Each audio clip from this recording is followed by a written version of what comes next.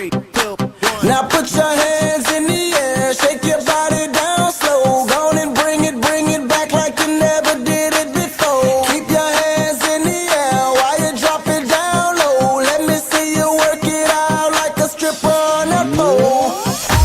Okay. If you came to party tonight, I need y'all to get y'all drinks in the air. Get your Ciroc bottles in the air. And if you see a sexy lady right now, put your hands up. Your body looking amazing when you're dancing like that. Girl, get up on the stage and go on and do your thing. Sexy, beautiful lady, won't you bring it right back? Go ahead, pull a 180. You're my boo. Ito yung location ng site kung saan naka-locate yung loading station and cellphone accessories. Kaya nila napili ito kasi malapit siya sa may barangay. Then yung traffic ng tao nandito lahat. Kasi malapit siya sa gate. Yun nga. Tapos maraming establishment sa tabi-tabi niya. Ayan.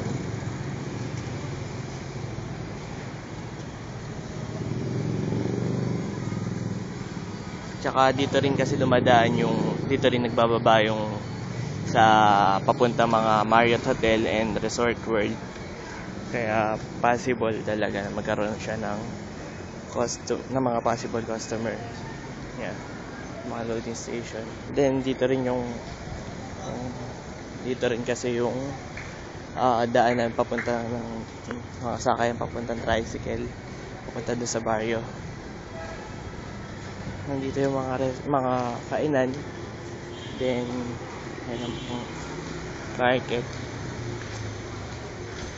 Andun yung ito yung sakayan papuntang Baclaran at saka Rotonda. Then dito sa banda dito yung market na syempre madami talagang tao. Left side naman dito ito yung computer shop na para sa mga online gaming cards. Market pa rin. Mga bilihan, mga establishment talaga dito kasi ito yung sa mga tricycle.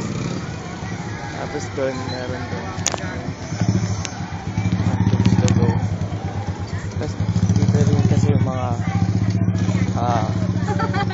computer shop, malapit din kasi dito.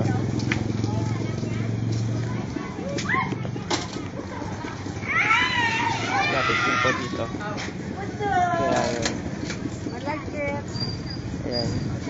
As you can see, marami talagang tao. Tapos dun yung sakay na tricycle. Cut muna natin. Ito yung sa mga loading station. Ito yung mga loading